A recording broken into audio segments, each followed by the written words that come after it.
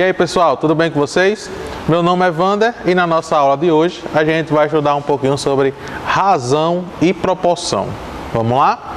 Professor, o que seria essa razão? Pessoal, quando eu falo em razão, eu estou falando simplesmente em divisão, certo? É um nome diferente para uma divisão, ok? Quando eu tenho aqui, por exemplo, eu quero pegar 20 e dividir por 2, eu estou fazendo a razão entre esses números, ok? Eu estou fazendo a divisão, consequentemente eu vou chamar de razão. Então, razão nada mais é do que uma divisão entre dois termos, entre dois números. Vocês estudaram a vida inteira isso como se fosse uma fração. Ah, professor, quer dizer então que razão é fração? É basicamente a mesma coisa, ok? Como é que isso vai funcionar? Eu tenho algumas razões especiais. Como assim uma razão especial? São razões que eu tenho uma certa formulazinha para descobrir ela. São três que são as mais usadas no mundo hoje em dia. A gente tem a escala, a velocidade média e a densidade demográfica. Como é que vai funcionar esses três? Olha só, como é que funciona essa questão da escala?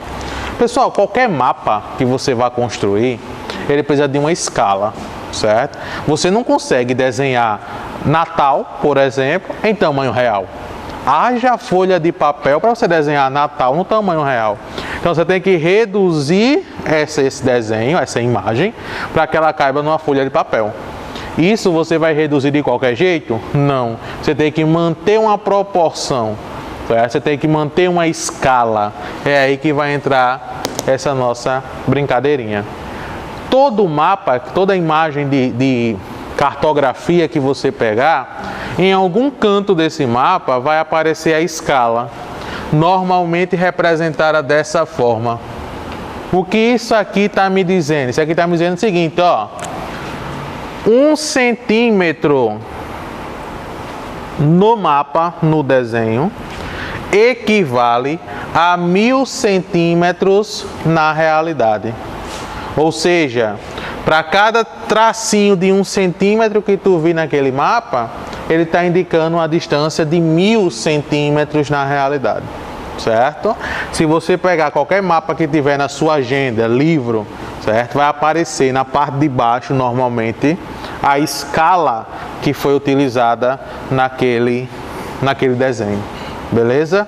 Isso não é só para mapa não, certo? Se eu for fazer uma estátua, certo? Se eu for fazer uma maquete, eu tenho que manter a escala.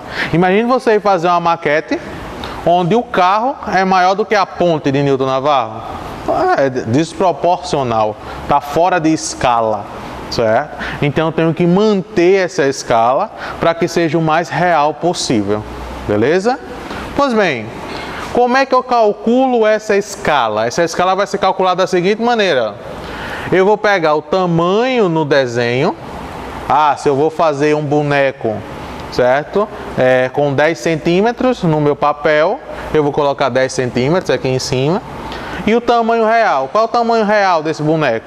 Certo? E lembrando, tudo tem que estar em centímetros. Eu não posso colocar aqui em cima em centímetros e aqui em metro ou quilômetro. Tem que estar tudo em centímetros. Beleza? Segunda razão especial, eu tenho a velocidade média. Essa aqui está bem mais presente no nosso dia a dia. Todo mundo já se locomoveu de algum jeito. Essa velocidade média vai ser calculada desse jeitinho, ó. Distância percorrida dividida pelo tempo. Você já deve ter observado que alguns radares, certo? Ele tem lá, quando o carro passa, ele coloca 40 km por hora, 30 km por hora. No painel do carro aparece lá a velocidade, certo? Vamos supor a velocidade de 100 km por hora. O que isso aqui significa? Isso aqui significa que a cada hora o carro consegue percorrer uma distância de 100 km. Aí você pensa comigo, daqui para Touros a gente tem 150 km, vamos supor. Se o carro for a 100 km por hora, em 1 hora ele vai andar 100. Ou seja, em 1 hora e meia ele consegue chegar em Touros tranquilamente. certo? Então essa razão é uma razão que vai ter a distância percorrida e o tempo gasto para percorrer essa distância, beleza? Terceira razão especial. Na terceira razão especial, a gente tem a densidade demográfica. O que é a densidade demográfica? É a quantidade de habitantes por quilômetro quadrado. Vamos fazer um exemplozinho aqui. Imagine que na sua casa moram 5 pessoas e a sua casa tem um espaço de 200 metros quadrados. Como é que eu vou descobrir a densidade demográfica da sua casa? Eu vou pegar 5 e dividir por 200. E aí eu vou ter uma noção de densidade demográfica. Quando eu faço esse cálculozinho, eu vou ter aqui, ó, 5 sobre 200. Se eu simplificar isso aqui por 5, eu vou ter 1 sobre 40. Ou seja, o que isso aqui significa? Vamos fazer a interpretação desse valor? Aqui em cima não é o número de pessoas. Embaixo não são os metros quadrados da sua casa? Pois bem, isso aqui está me dizendo que a cada 40 metros quadrados existe uma pessoa na sua casa, certo? É aí que eu vou ter uma chance de encontrar alguém, ok? Tranquilo. Coloquei um exemplozinho aqui, ó, da cidade de Natal. Aqui em Natal, nós temos 5.285 pessoas para cada quilômetro quadrado, certo? É uma densidade demográfica muito alta, viu? Muito alta. Porém, não é uma das mais altas do Brasil, certo? Se a gente for para São Paulo, a densidade demográfica chega a ser 5 vezes maior do que isso. Aí você vai ter uma desproporcionalidade muito grande. Se tu vai para uma cidade do interior tem um número, certo? 10 vezes menor do que a densidade demográfica daqui. Enquanto aqui em Natal a gente tem 5.285 pessoas, uma cidade do interior pode ter 52 pessoas por quilômetro quadrado, dependendo do interior, beleza? Então vamos revisar antes da gente seguir. Razão é uma divisão entre dois termos, certo? É como se fosse uma fração mais bonitinha. Okay? Existem razões especiais, aquelas que já são comuns de serem usadas. Quais são elas? Escala, que eu vou utilizar em mapa. Tenho velocidade, que tem a ver com deslocamento. E tem a densidade demográfica, que é a quantidade de habitantes por quilômetro quadrado ou metro quadrado. Ok? Essas são as chamadas razões especiais. Já que eu aprendi sobre razão, eu preciso agora entender um pouco sobre proporção, certo? Que estão bem ligados o conceito de um com o da outra. Vamos lá? Vamos para a proporção. Pessoal, quando eu falar em proporção, eu quero que você entenda que eu estou falando em uma igualdade. Igualdade entre o quê? Igualdade entre razões. Se eu tiver uma determinada razão e essa razão for igual a outra, significa que elas juntas formam uma proporção. Como é que isso aqui vai funcionar? Presta só atenção. Coloquei um exemplozinho aqui pra gente, certo? Eu tenho uma igualdade entre razões, eu tenho 2/3 igual a 4/6. Eu tenho várias maneiras de determinar se isso é ou não uma proporção, se essa igualdade é ou não verdadeira. Que jeitos são esses? Primeiro jeito, você pode pegar 2 e dividir por 3, pegar 4 e dividir por 6, e se o resultado dessas duas divisões for igual, significa que eu tenho sim uma proporção. Só que eu tenho um jeito mais fácil. Que jeito mais fácil é esse? É eu fazer o produto do meio pelos extremos, certo? Esse daqui e esse eu chamo de meio, esse eu chamo de extremos. E aí quando eu fizer o produto entre eles, olha só, quando eu fizer 2 vezes 6, tem que ser igual a 3 vezes 4. Quanto é 2 vezes 6? 12. 3 vezes 4, 12. Se deu igual, significa que sim, eu tenho uma proporção. Beleza? Então, proporção nada mais é do que uma igualdade entre razões. Como é que eu chamo esse procedimento aqui? É o produto do meio pelos extremos. Vai aparecer muito daqui para frente esse tipo de produto, ok?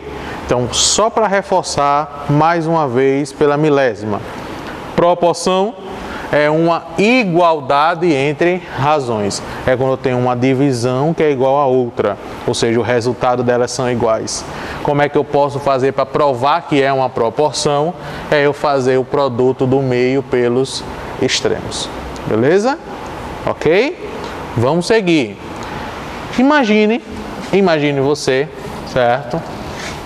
Que eu esteja falando aqui em grandezas. Aí aqui a gente tem que se parar e vamos conversar de novo. O que seria uma grandeza? Grandeza é tudo aquilo que eu consigo dar um valor para ela, que eu consigo medir, contar, quantizar, certo? Isso é o que eu vou chamar de grandeza. Pessoal, essa grandeza, ela precisa de um instrumento de contagem, certo? Por exemplo, quantas pessoas estão assistindo essa aula? Eu consigo contar? Então, beleza. O número de pessoas nessa sala é uma grandeza. Quantas pessoas tem na sua casa? Você também consegue contar? Então, você consegue determinar que o número de pessoas que moram na sua casa é uma grandeza. Qual é a temperatura no ambiente? Eu tenho um instrumento de medida? Tenho, é o termômetro. Então, eu vou dizer que a temperatura também é uma grandeza. Então, eu não posso dizer, por exemplo, que o amor que eu sinto por vocês é uma grandeza. Primeiro, que não existe, certo? E segundo, que eu não tenho nenhum instrumento de medida. Eu não consigo medir, dizer para você, ó, eu te amo 10, ó, eu te amo 20, eu te amo 1000. Não existe esse padrão de contagem, certo? É que nem a fome. Vixe, eu estou morrendo de fome.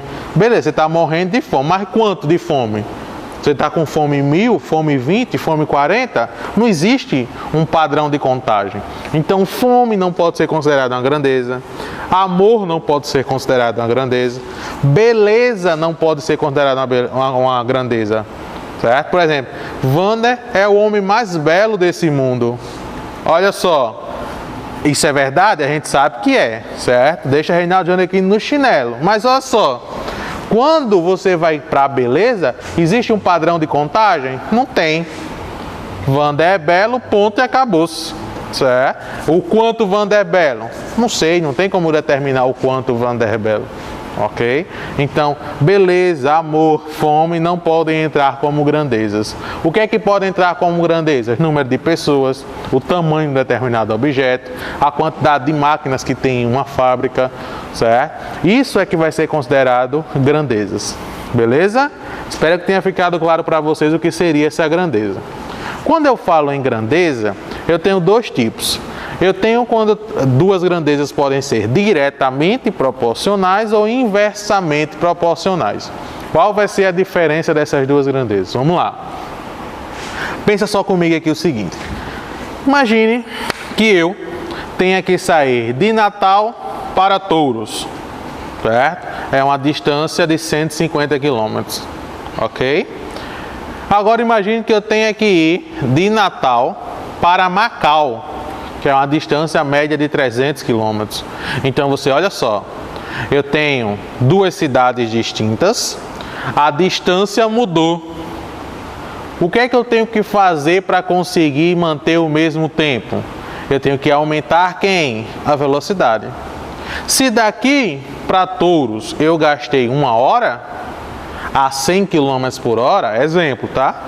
Se eu quiser gastar 1 hora daqui para Macau, minha velocidade vai ter que aumentar.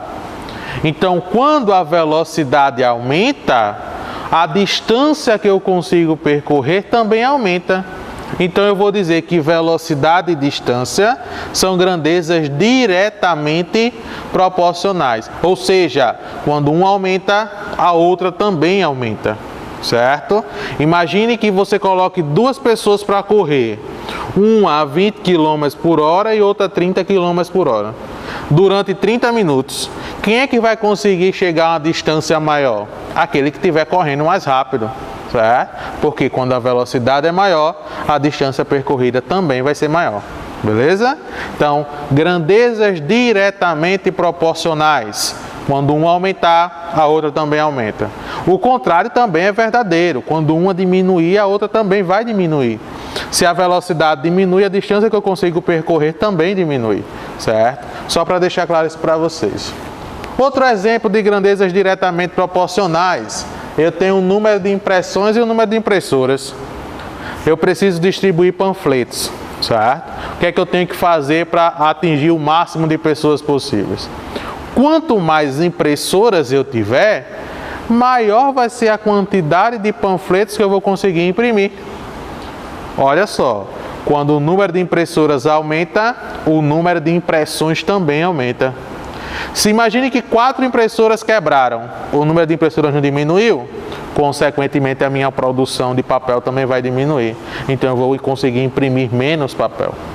Então, quando uma aumenta, a outra aumenta, quando uma diminui, a outra diminui, grandezas diretamente proporcionais.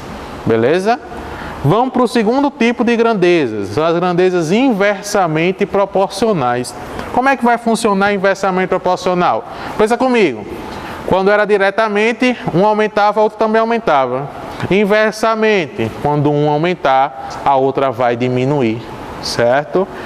Como é que eu posso citar esse exemplo?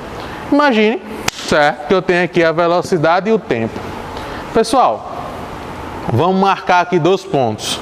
CDF e Midway. São 2 pontos distantes um do outro, certo? 2 pessoas vão percorrer essa mesma distância. Eu e Estênio. Eu, porte atlético, certo? Corro bastante, pratico bastante exercício, vou conseguir percorrer essa distância em 10 minutos. A pé, certo? Correndo. Eu daqui para o Midway 10 minutos. Estênio, certo? Magro, não come nada, frágil, um vento derruba, vai percorrer essa distância em 1 hora, ou seja, 60 minutos. Pensa aqui comigo, quem foi que teve uma maior velocidade? Eu que percorri a distância em 10 ou o Estênio que percorreu em 60? Óbvio que vai ter sido eu. Então, quando o tempo diminui, significa que a velocidade o quê? Aumentou. Logo, velocidade e tempo são grandezas inversamente proporcionais. É só você pensar, eita, acordei tarde para ir para a escola.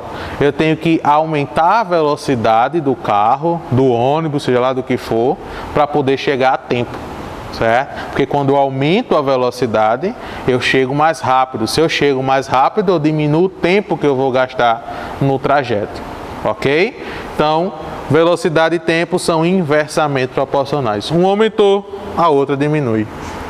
Número de pedreiros e dias para terminar uma obra. Imagine que eu, certo, estou fazendo uma mansão. E aí nessa mansão, contratei uma empresa, a empresa disse que em 30 dias me entregava a mansão pronta, na chave. Só que eu, apressado, disse, não, pode contratar mais gente aí que eu quero receber essa obra o quanto antes. Ou seja, no momento que ele colocar mais gente trabalhando, aumentar o número de pedreiros, vai fazer com que o tempo para fazer essa obra diminua.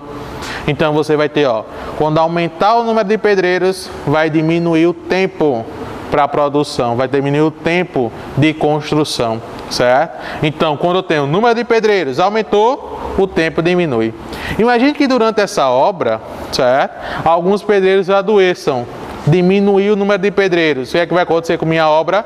Minha obra vai se atrasar, ela vai se estender. Por que ela vai se estender?